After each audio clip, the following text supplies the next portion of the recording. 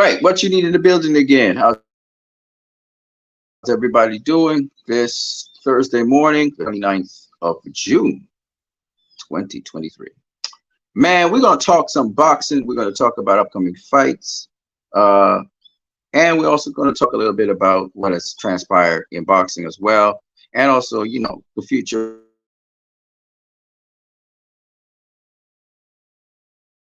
it's off first with prayer. Heavenly Father, we thank you for the opportunity to be here today. Please bless those people who are listening to this video. May it represent you. May we have a heart for others.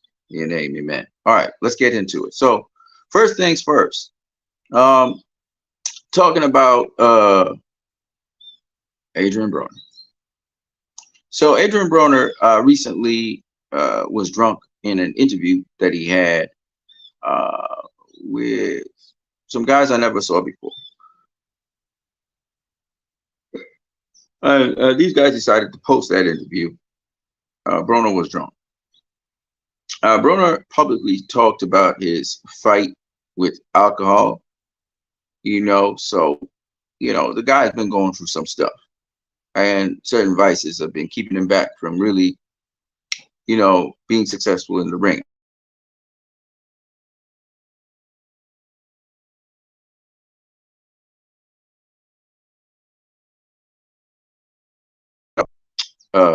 Tank, but they got that situation under control, and also they got under control their weight, how to cut weight and those kinds of things. They got that under control. Broner's still struggling with an alcohol addiction, obviously, and so Broner's a really nice guy, as I saw in another channel. And I like Adrian Broner. I really like the guy. Adrian struggles with this as well as a couple other things, and he definitely needs the help and assistance out there of caring people, but he's a really nice guy. Even when he's drunk, he's a nice guy. Some people are violent when they're drunk. Adrian Broner's not that way. So hopefully, we pray Adrian Broner can get that under control and get his career bumping, because he's still young. He's still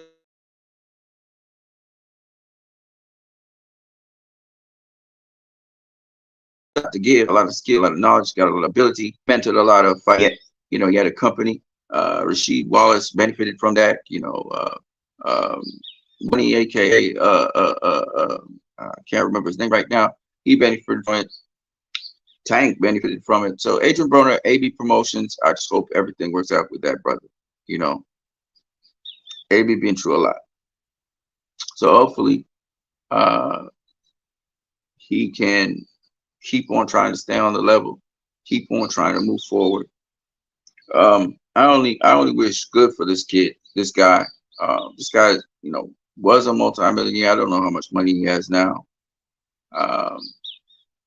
But you can see he's struggling. He's struggling with a lot of different things. My heart goes out to Adrian Broner. And I really hope the best one. He's been publicly now kind of making statements about pleas for help. He has problems with depression. He's had various problems in his life. And again, you can't blame the guy. The guy has fought the who's who of boxing, including Manny Pacquiao. He's accomplished quite a lot. 4-divisional world champion. I just hope and pray that Adrian Broner can just keep on pressing from one good thing to the next. Because he had nice gimmicks. He's a fun guy, always joking. I don't know why people hate Adrian Broner. They shouldn't. The guy's never really. He's been honest with people. He's never really he's never really been someone who could be a villain or something. Adrian Broner shit talks a lot, but other than that, he loved boxing. So I'm really hoping and praying for the best for him and his family. because he's going through a lot of woes. And I hope somebody reaches out to him, helps him out. Floyd, we know that Al Heyman's trying to help him, and many other people. All right, very ambitious fighter. Guy always tried to take on the best, and who nobody wanted to face. Adrian Broner wanted to face, and you got to give Adrian Broner his props. People call him this, that, the other, but what everybody's asking for, the best, facing the best. Adrian Broner always went out of his way to face the best. Even if it was something that was a little bit, you know, overwhelming for him in his preparation. And, he wanted to face the best. He tested himself against the best. So this guy can tell you about Sean Porter. He can tell you about Manny Pacquiao. He can tell you about his fights with Jesse Vargas, his fights with Mikey Garcia. He can tell you about his fights with Marcos Maidana. Adrian Broner can tell you about those fights. He can tell you about the fighters. He can tell you because he shared the ring with these great fighters. He can tell you about Gavin Reese. He can tell you about Ponce de Leon. He's faced great fighters in his career. Paulie Malignaggi, he can tell you about Paulie Malignaggi. He fought all these guys. So I'm just saying, this guy's got great history in boxing. He didn't win all his fights, but Oscar De La Hoya didn't win all his fights. And Oscar De La Hoya's got prestige. Oscar De La Hoya's got, his props. So, Adrian Broner really got a lot he can tell you about in the sport of boxing. I'm just praying, one, his finances would be somewhat in order, and also for his future, and also that he can get on top of his addictions. I know it's hard. Trust me, I deal with addictions too. I have certain addictions that I have, and it's tough. It's tough to overcome these things, man. And you don't feel good when you don't want to do it, but you end up doing it. So, shout out to Adrian Broner. People, we gotta have a heart out here. We gotta have a heart for our brothers and sisters. Even if they're public figures, whatever, and we gotta show some love to them. And I show some love to Adrian Broner. I think, this guy has done a lot. Been on the mountaintop for a while. Got knocked off the mountaintop. He's a genuinely nice person. He's a genuinely good person. He's a sharp guy. He's a smart guy. He just got a couple, vices that he got to get out of his life. But at least he knows what they are, and at least he should be trying to make an effort to come out of it. And I hope he does, because he's a really good cat. This guy's a stand-up dude. He's a good cat. He don't always do the best thing, but he does give pretty good advice. So I just want to start off with Adrian Broner. The next person I want to talk about is Andre SOG Ward. Andre again represents, his Christianity. He represents Jesus. He represents God. I might have appreciated him because Sean Porter is also a Christian in boxing, as well as the Muslims in boxing. And I think that's really cool because, again, the discipline, the spirituality, the mentality you have to have in boxing. It's good to have these things to assist you, whether you go to church or not, or go to a mosque or whatever. And so, Andre Ward actually has a documentary that came out on Showtime, and I think you guys should really check it out. It's SOG, SOG.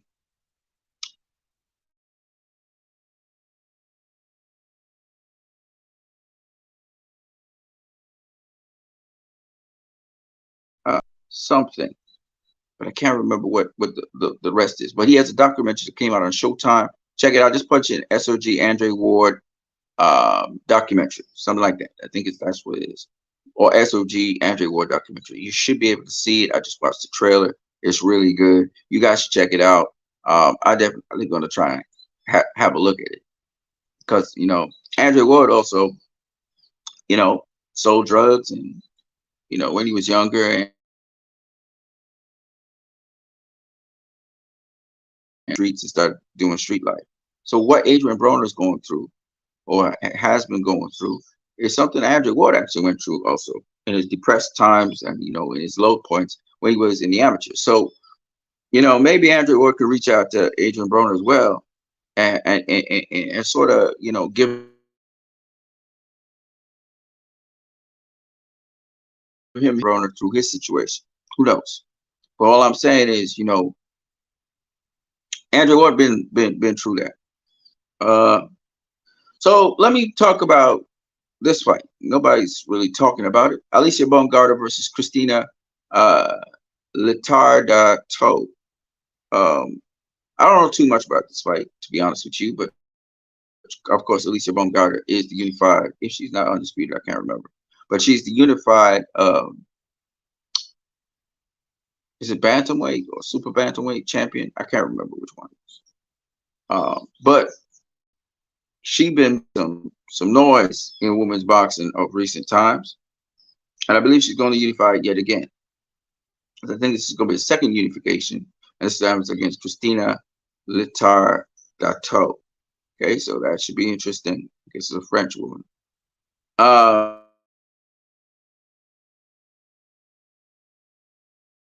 This month, upcoming month, July, I believe it is the 12th. You guys can see my post. I think it's the 12th of July. This fight will happen. Yeah, and looking forward to it. I believe it's on Showtime.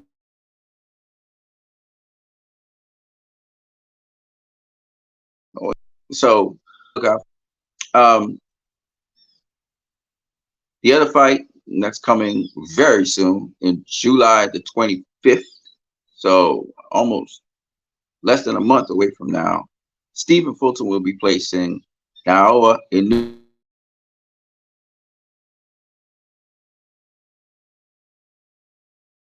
unified super bantamweight title. I think Fulton is the WBA WBO champion, so you can look forward to that fight.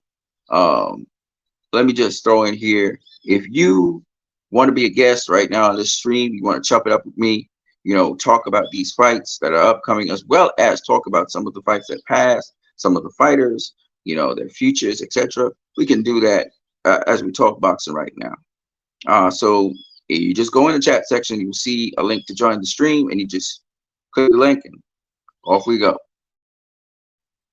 All right, but the show ain't gonna stop. You know, we're gonna keep it moving. Fulton versus Naoya Inoue is gonna be taking place in Tokyo, Japan, on the 25th of July.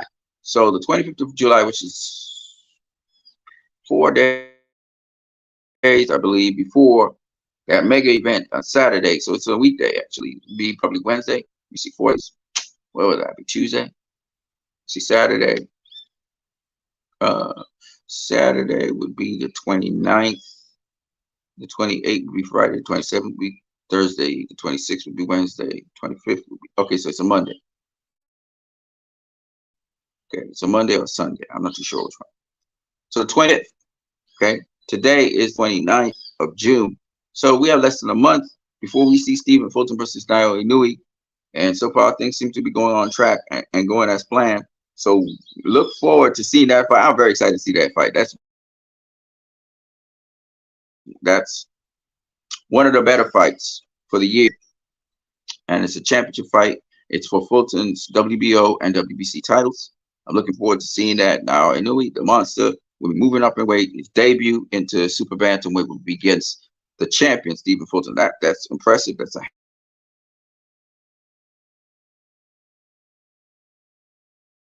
world champion in his 4th or 5th weight class. So that's gonna be something to see. I'm very excited to see this fight.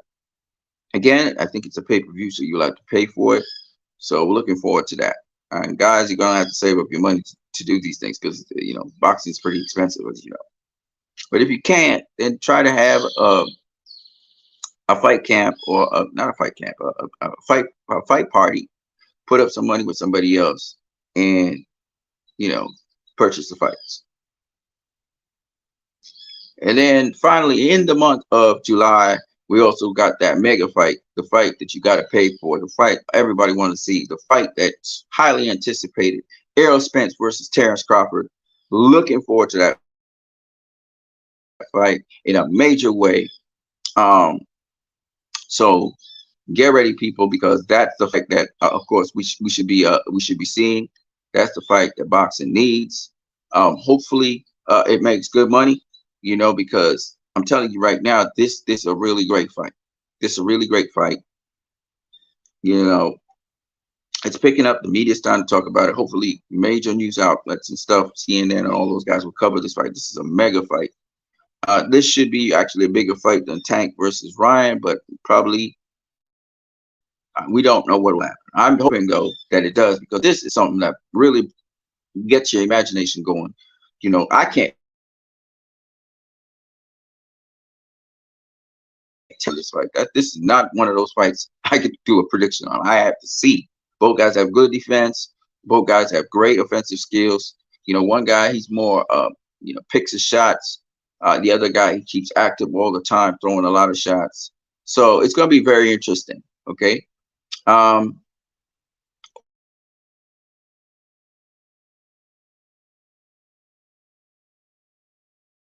which should be a good fight. Let's talk about some other upcoming fights. Canelo versus Jamal Charlo is another fight that's on the horizon. Now, when Andre tried to make the fight with Charlo, Charlo was saying was too small for Andre, but he's not too small for Canelo, apparently, because of that payday. You payday. That's a big payday fight. I'm not going to play. So Jamal Charlo is willing to jump up to uh, super middleweight to face Canelo. He do it in a heartbeat. He seems as though he landed a Canelo fight. So kudos to Jamal Charlo. Patience is the name of the game. And it looks like, bro, you landed the Canelo fight. So, bro, you in the gold mine. Now let's see if you capitalize on that and you can actually win that fight. Canelo versus Jamal Charlo is a good fight. It's a good fight. No matter that Jamal Charlo is coming up in weight. The question will be,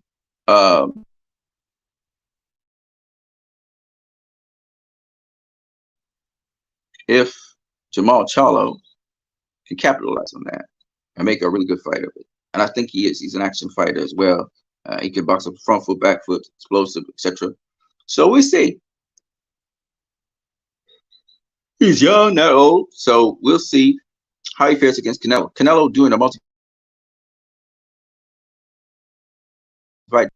competitive fights, and most of the competitive fighters are on Showtime. So Canelo is going across to Showtime, where Andre, everybody is, and I think he's going to take on all those guys. He might take on Andre. He can finish off his career at Showtime, because basically Benavidez is there, Andre is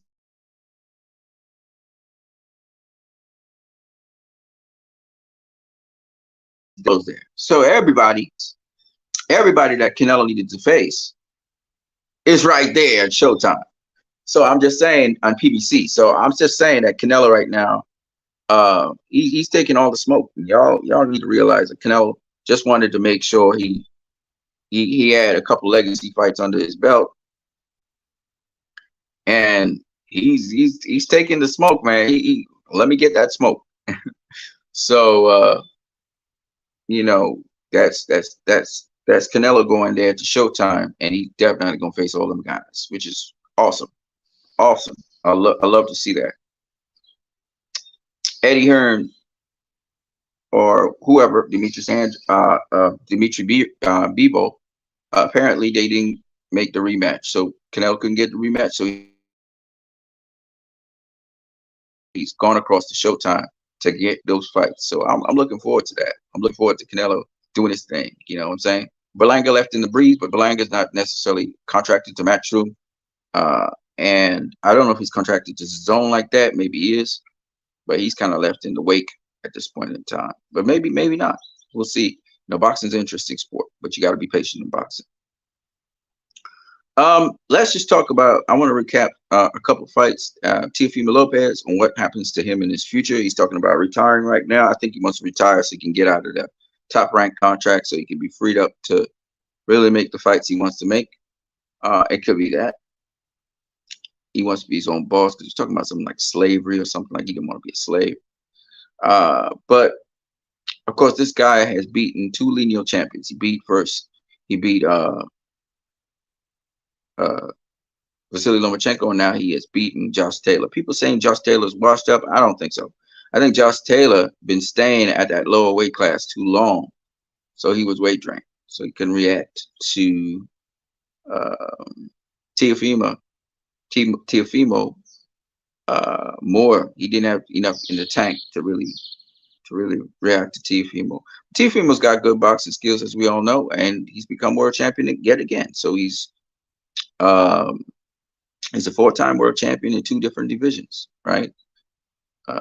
He was a unified world champion. He had three of the four belts, and then he beat, uh, you know, the former undisputed champion at 140, the number one 140 pounder, moving him up to be the number one 140 pounder. So I'm looking forward to that. It looks like Devin Haney's not going to stay at lightweight. It looks like he's going to move up to super lightweight now. And it looks like he may be facing Regis Prograis. So Devin Haney may just be calling 135 quits because, you know, if he's not getting tanks in jail, so he's probably not going to get the tank fight. He might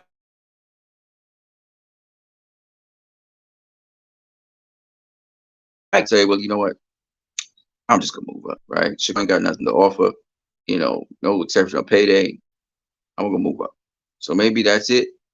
Shakur seems to be talking like he wants to fight, but I don't know if his handlers, Jay Prince and Bob Arum, are going to allow him to face Devin at this point in time. Maybe they will. Maybe Devin versus Shakur may happen next. We got to watch and see. But I think Devin's going to move up in weight to 140, and he's going to do his thing there. And he's got a lot of fights at 140. Rolly Romero looks like he wants to clash up with Ryan Garcia. So we'll see if Derek James talking about that fight. Rolly looks like he wants to get that fight. He got belt, you know. So Ryan could legitimately win the WBA belt if he could beat at 140. If he could beat Rolly Romero. And Derek James is saying Ryan don't even need to do no extra training for Rolly. He just need to go in there and do his thing. So they would love, Derek James would love that Rolly Romero fight because he doesn't think Rolly Romero really got the skills and ability, which reminds me, I watched the Rolly Romero fight. And again, I think that Rolly Romero was doing what he was supposed to be doing. You know, people making jokes about Rolly, you know, that, you know, the old guy was kicking his butt, but the old guy was not necessarily kicking his butt. He kind of running out of wind, like I said before. And Rolly was trying to crash him and finish him. And to Rolly's credit, he thought that, you know, he was hoping that, you know, the referee would have let the fight move on more, just like how Kenny Bayless just stopped the fight with Floyd and John Gotti. You know, I don't know what warning Kenny gave John Gotti before, but I mean, you don't stop a fight for that, man. It's a fight. It's an exhibition. It's entertainment. You shouldn't have stopped the fight. And I don't know if I think Floyd's talking about a rematch with Gotti, John Gotti, to give him a chance. Maybe that's a good thing because once again, you know, if the guy want to swing for the fences, if the guy want to roughhouse the other guy, Floyd got a lot of experience. You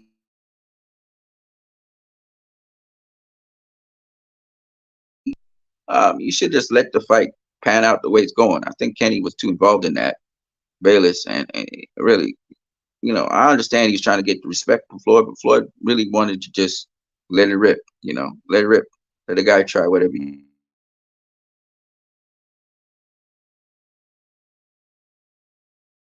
In terms of upcoming fights, still a stinker at heavyweight. Heavyweights don't want to face each other. So Andy Ruiz, I don't know if he's facing Deontay Wilder. We hearing talks about Anthony Joshua facing Wilder. We hearing talks about, uh, you know, Alexander Usyk facing somebody else.